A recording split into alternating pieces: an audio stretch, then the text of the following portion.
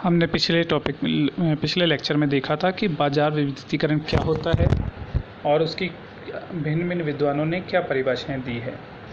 आज हम आगे पढ़ेंगे बाजार विभक्तीकरण की विशेषताएं। बाजार विभक्तीकरण एक नवीन अवधारणा है। नवीन का मतलब कि एक नई अवधारणा है बाजार विभक्तीकरण को अपनाना। विभिन्न प्रकार के ग्राहकों की आवश्यकताओं को ध्यान में रखते हुए विभिन्न आकृति एवं किस्म की वस्तुओं का उत्पादन किया जाता है। बाजार विभक्तीकरण जो विपणन नीति है, इसमें अलग अलग ग्राहकों को ध्यान में रखते हुए उनकी आवश्यकताओं, रुचि, आय के आधार पर उस प्रकार की वस्तुओं का उत्पादन किया जाता है। बाजार विभक्तीकरण किसी बाजार को छोटे छोटे भागों में बांटने की रीति नीति है।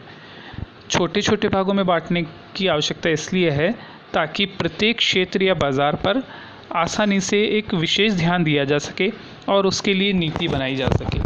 इसलिए बाजार विभक्तीकरण में पूरे बाजार को छोटे छोटे भागों में बांटा जाता है।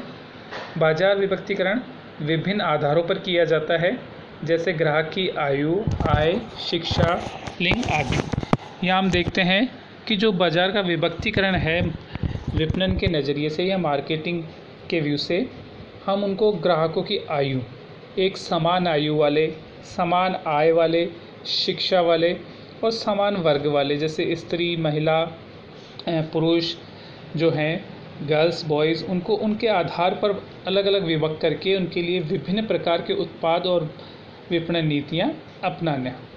बाजार विभक्तीकरण में वर्तमान एवं भावी ग्राहकों को उनकी आवश्यकताओं, रुचियों एवं पसंद के आधार पर समजातीय समूह में विभाजित किया जाता है। भावी ग्राहक से तात्पर्य हमारा जो उत्पाद होगा, हम जो अपना प्रोडक्ट बनाएंगे वो किन लोगों के लिए बनाएंगे, ये आधार मान करके उन वर्ग को समझाती है। मतलब मान लीजिए कि हमें कोई कॉस्मेटिक या हम कोई शैम्पू बना रहे हैं, तो किस वर्ग के लिए बना रहे हैं वो सारा वर्ग समझाती हो जाएगा और उसके बाद फिर उनकी आवश्यकता, रुचियाँ, आय, आयु आदि आधार पर हम उनको अलग अलग विभाजित करते हैं। वो बाजार विभक्तीकरण के अंतर्गत आता है। बाजार विभक्तीकरण एक प्रक्रिया है, मतलब एक प्रोसेस है जिसके द्वारा बाजार को विभिन्न भागों में बांटा जाता है।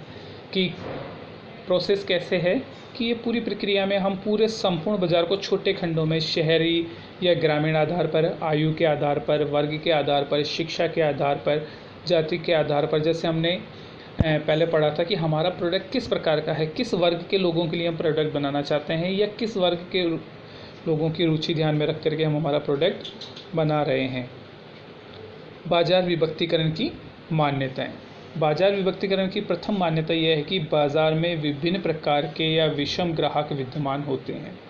बाजार से तात्पर्य है संपूर्ण भविष्य एक बाजार है, वहाँ अनेक प्रकार के अलग अलग विचारों के अलग अलग प्रकार के ग्राहक विद्यमान होते हैं। इसलिए बाजार को समजातीय वर्गों में विभाजित किया जाना आवश्यक है। ये पहली मान्यता विभक्तीकरण की है। इन विभिन्न प्रकार के ग्राहकों को पृथक पृथक समूह बनाए जा सकते हैं। बाजार विभक्तीकरण की ये भी मान्यता है कि जितने भी ग्राहक हैं उनको हम अलग अलग समूह, उनकी रुचि या योग्यता या आयु, आय, शिक्षा, अनेक आधारों पर हम उनके अलग अलग समूह बना सकते हैं। नेक्स्ट है, विभिन्न प्रकार के अलग अलग ग्राहकों के लिए पृथक पृथक विपणन मिश्रण व्यूह रचनाओं का निर्माण किया जा सकता है। यहाँ ये जान लें कि मान्यता से तात्पर्य कि हर वर्ग के लिए, जैसे पुरुषों के लिए अलग, महिलाओं के लिए अलग, बच्चों के लिए अलग मार्केटिंग पॉलिसी अपनाई जाती है ताकि हम हमारी वस्तु को ज़्यादा से ज़्यादा मार्केट में उनके लिए उत्पाद कर सकें या उनको बेच सकें। नेक्स्ट है बाजार विभक्तीकरण के उद्देश्य की क्या उद्देश्य होता है बाजार को बांटने का।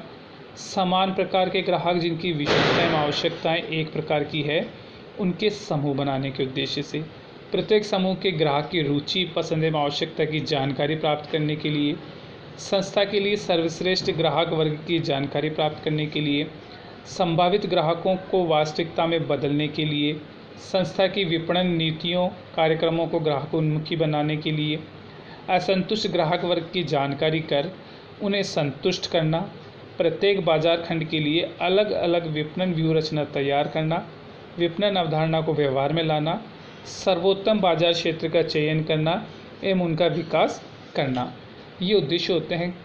मतलब बाजार विभक्तीकरण का उद्देश्य होता है कि हर प्रकार के ग्राहकों को अलग समूह बनाना, उनकी रुचि या उनकी पसंद नापसंद जानना यदि वो ग्राहक हमारी वस्तु को पसंद नहीं करते या संतुष्ट नहीं है तो उन कारणों को जानना, उनको दूर करना।